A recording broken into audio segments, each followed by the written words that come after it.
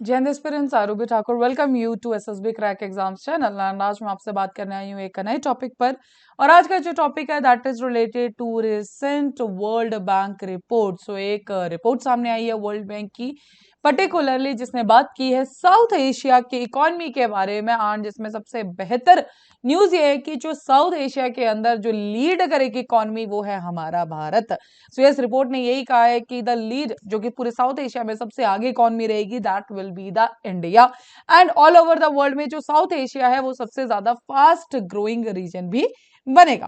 तो चलिए जानेंगे आज के पूरी वीडियो लेक्चर में कि क्या है इसकी सारी अपडेट्स।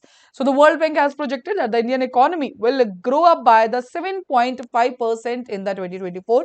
सो यस, ये इन्होंने डिजिट बताया, ये ग्रोथ रेट बताया कि 7.5% से इंक्रीज करेगा जो वर्ल्ड बैंक यार अर्लियर। हालांकि इससे पहले जो एस्टिमेट लगाया गया था ग्रोथ का that was 6.3%, but yes now it has recent इसके अंदर चेंज किया गया that is to the 7.5%। So overall economic growth जो कही गई है साउथ एशिया की, जिसके अंदर इंडिया, पाकिस्तान, श्रीलंका सबके बारे में बात की गई है दैट इज 6.0% इन द 2024। ये बात की जा रही है पूरे की पूरे साउथ एशिया की। लेकिन जब बात करेंगे अकेले इंडिया की, सो जो टर्म लिखी गई है, जो डिजिट्स लिखे गए हैं that is the 7.5%. So this growth is mainly driven by robust performance of India's economy and recovery seen in Pakistan and Sri Lanka. तो जो उन्होंने साउथ एशिया की पूरी रिकवरी की बात की है या जो इस ग्रोथ की बात की, उन्होंने कुछ रीजंस दिए कि जो भारत इस पर्टिकुलर टाइम पे प्रोग्रेस कर रहा है और पाकिस्तान और श्रीलंका जो रिकवरी कर रहा है अपनी इकोनॉमी। जो पहले आप सबने देखा होगा कि पाकिस्तान और श्रीलंका के अंदर इकोनॉमी के अंदर जो एकदम से जो नीचे डिक्लाइन आया था that was known to all of us ना। काफी सारी वीडियोस भी वायरल हुई थी, चाहे वो आटे को लेके हो, चाहे वो पेट्रोल को लेके हो। But is now finally the both countries are recovering from that particular thing and ये ही एक पैरामीटर बना है कि जो साउथ एशिया है वो फास्टेस्ट ग्रोइंग रीजन बनेगा ऑल ओवर द वर्ल्ड के अंदर। सो इन इंडिया जो कि अकाउंट करता है bulk of the region economy, उस पर बात की कि 7.5% का ग्रोथ रेट रहेगा for the fiscal year 23 and 24, returning to the 6.6% over the medium term. और एक्टिविटी की जो बात करेगी पर्टिकुलर सेक्टर्स, बिकॉज हम सब जानते हैं प्राइमरी सेक्टर रहता है, सेकेंडरी, टर्शरी। सो बात की है कि सर्विसेज एंड द इंडस्ट्री में जो है वो पर्टिकुलर एकदम से बहुत ज्यादा इंक्रीज होने की जो है संभावना लगाई जा रही है। सो 5.7% का ग्रोथ रेट देखा जाएगा बांग्लादेश के अंदर फॉर द फिस्कल ईयर 2024-25 के अंदर।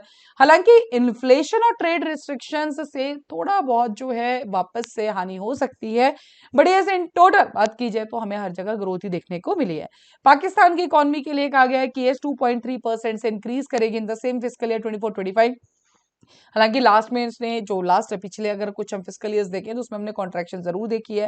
एंड जो ग्रोथ है वो एट्रीब्यूटेड है टूवर्ड्स द बिजनेस कॉन्फिडेंस। सो ये अगर आप देखेंगे बांग्लादेश के लिए, पाकिस्तान के लिए, बिकॉज ये बांग्लादेश के लिए 5.7% से है, पाकिस्तान के लिए 2.3% से। लेकिन अगर एक चीज नोटिस की जाएगी तो पॉजिटिव, दैट मीन्स ग्रोथ पे ही बात की गई है, डिक्लाइन नहीं बोला जा रहा है।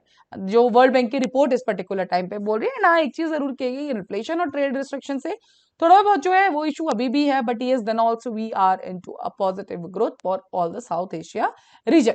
श्रीलंका के लिए एक्सपेक्टेड आउटपुट ग्रोथ है 2.5% सेम फिस्कल ईयर 24-25 के लिए। अब जो कंसर्न्स है वो फिस्कल स्टेबिलिटी के लिए, increasing impact of the climate change on the region. To make growth more resilient, countries need to adopt policies to boost private investment and strengthen employment growth, said the Martin Razor, World Bank Vice President, that is for the South Asia.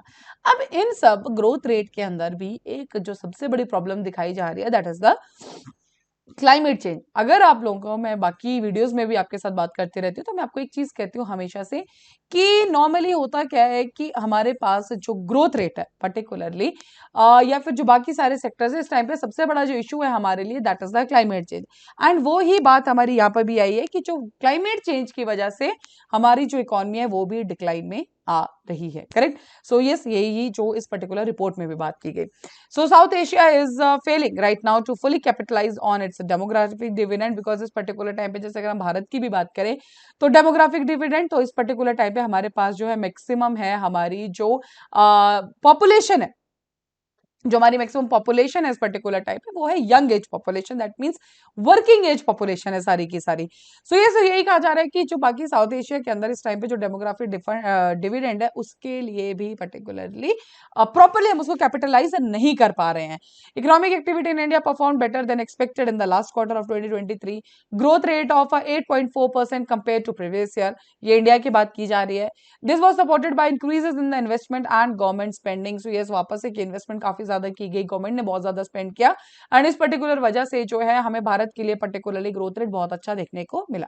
Composite purchasing manager index for India stood at 60.6 in the month of February, indicating expansion in the economic activities. हम जानते हैं कि अलग अलग index से हम अलग अलग चीजें मेजर करते हैं।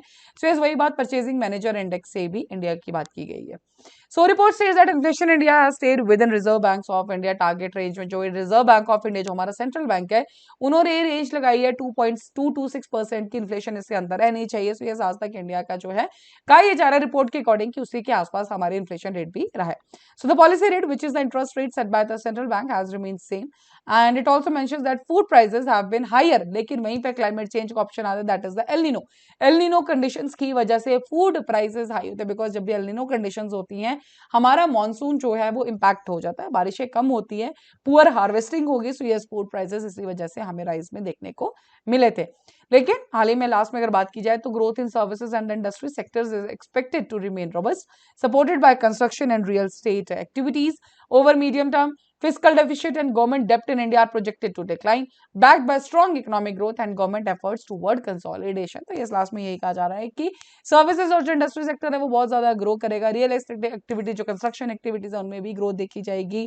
जो गवर्नमेंट डेप्ट है इंडिया का उसमें कम देखने को मिला, वो धीरे धीरे कम होता जाएगा। लेकिन जो इकोनॉमिक ग्रोथ है, गवर्नमेंट एफर्ट्स है, वो आगे हमारे बढ़ते जाएंगे। एंड इसी के साथ जो होगा हमारा बेसिकली जो अंदाजा बात की है रिपोर्ट ने वो यही किया है कि जो पूरा साउथ एशिया का रीजन है उसको लीड करेगी हमारी इंडिया की economy. So that was all for this particular update. अभी आपकी स्क्रीन पे कुछ कोर्सेज फॉर एसएसबी इंटरव्यू और महीने हमारे बैचेस बैठ आप ज्वाइन कर सकते हैं। साथ ही we are having the courses for NDA CDS AFCAT, तो आप इनमें एनरोल कर सकते हैं and while enrolling you can use discount code जो कि वॉरियर10। तो जैसे ही आप इस कोड को यूज करेंगे you will be getting the 10% of on that particular course. So that's all for the day. Thank you so much for watching this video lecture. जय हिंद, जय भारत।